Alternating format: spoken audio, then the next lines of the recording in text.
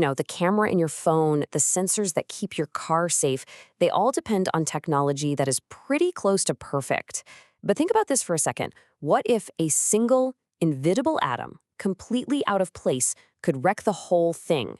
That's the microscopic, high-stakes challenge we're digging into today with CMOS image sensors. This quote right here really gets to the heart of the problem. What engineers used to dismiss as just background noise, well, it's not in the background anymore.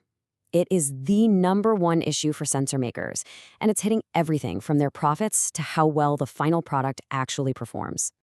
To really get a sense of what's at stake, just look at this number. We're talking about sensors with over 200 million pixels packed into a tiny space.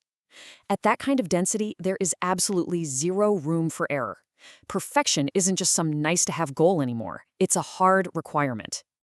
And this leads us to what you could call the perfection paradox. See, at this incredible scale, trying to get a perfect image means you have to control for imperfections at the atomic level. And that's where a single atom out of place can be a complete catastrophe. I mean, the demands here create this insane engineering challenge. We're not just asking for every single one of those millions of pixels to work consistently. We need them to work perfectly for years, all while being packed into a space that's smaller than a bacterium. This is the paradox, right? The hunt for a perfect picture forces us to wage war against single rogue atoms. So how exactly do these invisible enemies, these single atoms, actually sabotage a sensor's performance?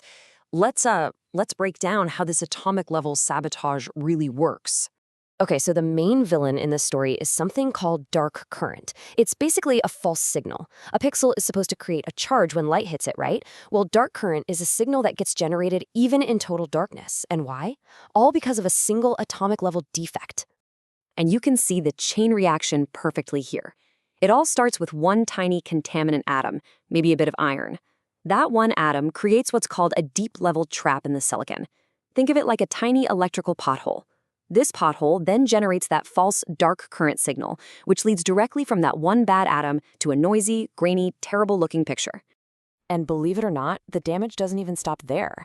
Those exact same atomic traps, they also lower what's called quantum efficiency, which is just a fancy way of saying how well a pixel can turn light into a signal.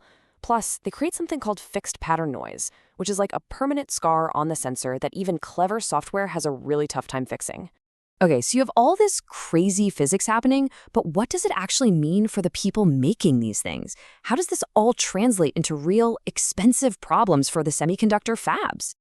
Well, let's put that 200 megapixel number into a manufacturing context.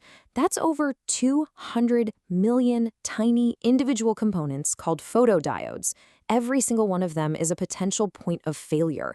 The odds are just statistically stacked against you from the very beginning. And this is where the math gets really, really unforgiving.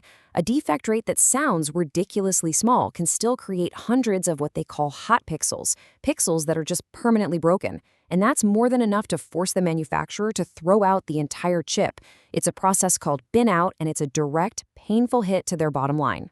Now, as bad as that is, the problem gets even more critical in high-stakes markets like automotive. The sensor in your phone, it might only need to work for a couple of years in your pocket. But the one in a car's safety system, that has to work perfectly, every time, for 15 years while getting baked in the sun and shaken around. In that world, a defect isn't a performance issue. It's a disqualifying failure, period. So this leads to the big question, right? If this is such a huge, expensive problem, why can't the fabs just clean the wafers better? Why don't the old standard methods work? Well, the simple answer is that the tools most fabs are using, things like the classic RCA clean, they were never designed to fight this battle. They're from a different era. They're fantastic at washing away bigger particles or chemical gunk, but they are completely blind to individual atoms of metal. They just can't see them, which means they can't remove them. They leave behind the very source of the problem. So if the old tools are broken, what's the solution? This brings us to a totally new approach, something called atomic level purification that was built from the ground up to fight this war at the atomic scale. Now, Sisu Semi's ALP technology, it's not just a better cleaning fluid or a stronger brush. It's a fundamental shift. It's a process designed to operate at the exact same scale as the problem itself. It targets and plucks out those individual contaminant atoms with unbelievable precision. And you can see here how it directly tackles every issue we've talked about.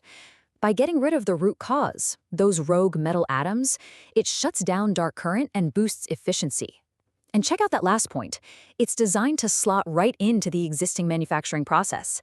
That is absolutely huge, because it means fabs can actually adopt it. So what does all of this really mean for the future of the semiconductor industry? Where are we headed? It all boils down to this. For any company that's trying to compete on performance, on yield, on reliability, especially in tough markets like automotive, this new standard of atomic-level purity, it's not just a nice idea anymore. It is a mandatory, non-negotiable requirement for doing business. As our technology pushes deeper and deeper into the microscopic world, the margin for error just vanishes. Controlling our world one atom at a time isn't science fiction anymore. It's a manufacturing necessity. If you want to learn more about the solutions being developed for this, you can check out the Susu Semi website.